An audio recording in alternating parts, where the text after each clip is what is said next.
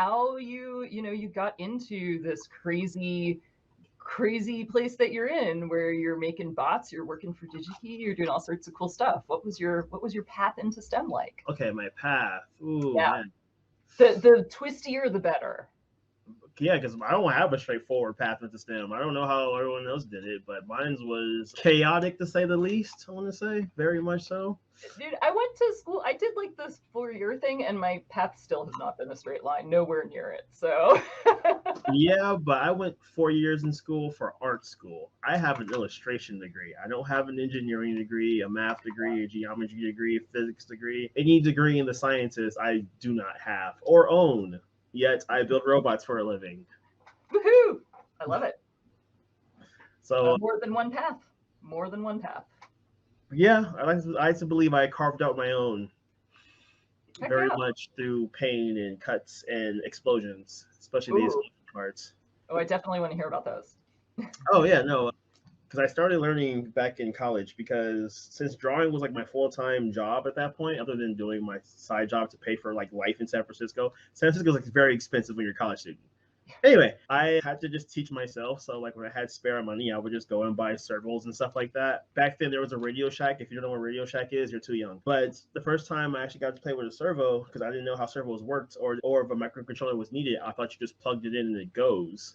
So I went ahead and got a cheap servo, a micro servo, and then I got a 12 AA battery pack. And I got a breadboard and I wired the servo directly to the 12 battery pack, and the servo instantly exploded. So, what did you think in that instant? Were you super dejected and you're like, "Oh my god, I'm never going to understand any of this," or was it just like, "Huh, that's interesting"? Pretty much that happened. I think my roommate was more upset than I was because the fire alarm went off, but I was kind of like, well, something went wrong, apparently. I have no idea what, but hey, this is the start. Cool. So what did you do to figure out what went wrong? I kept trying and seeing what I missed. I went on the internet, it was like Google servo movements, and then I was like, oh, and a lot of these videos they're using some type of controller. I don't have a controller. I didn't think back then it was actually the power source that overpowered the servo and stuff because Ohm's law didn't hit me yet until much later. But most of that was just like internet. On the internet, it's like okay, let's see what went wrong, pretty much. And then when I realized that I gave it too much power, plus I needed a microcontroller, I started going from there. Nice. And of course, I found the Raspberry Pi first. I think Raspberry Pi was my first controller board. That's when I first started playing with it. But yeah, that's how that started. That's how the adventure started. Nice. Nice. So what was the first thing that you built? I still have it actually. If you want, well, it's the first thing I built, like physically, or like built as in like makery, because like I have different versions of that. Built. Okay, I want to hear both actually. But what I was asking was what I meant to ask is like the first thing that you built that had electronics in it. Oh yeah, it was just a simple RC toy motor. I can actually show you if you want to see it Yeah, really quick. yeah, yeah, yeah, yeah. Absolutely. I We still, got we got time. We got I time. still, We got stories. This is all good. Love it. uh, I still keep it because memories are important. But Mm-hmm. the first makery thing I made was this little guy. I'm not sure if Oh it's still my god. works. Oh, it works. Ah! Yeah, So cool. that's it. Just it's all it does that and it's supposed to like light up. The light up LEDs seems to have died, but the head still moves. That's awesome. That's That is super cool. I love the little legs too. yeah, it was like a little box bot that you can like 3D print, but then I customized it by chopping off the head and then designing my own head for it. Like I taught myself CADing as well, which looking at this now, I can see a lot of errors now. But Ah. yeah, I Well, had to save up for my first 3D printer. My first 3D printer was like a Flash Forge 3D printer, and that printer cost like $500 back then. yeah. And money was tight, so I had to save up for like a year to finally get one. And during that time, since I was in art school, I was able to get the free Fusion 360 student profile. So I got student stuff, and I was able to play with it for free. And I ended up teaching myself Fusion 360 and 3D printing. Nice. Nice. I was actually going to ask what software you use, and that surprises me a little bit because I feel like there's some software that is more friendly to people with design backgrounds and some software that is more friendly to people with engineering backgrounds.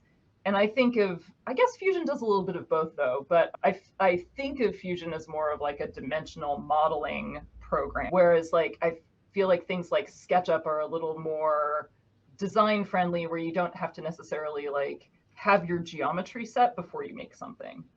Yeah, I can definitely see that. How's the learning curve for you?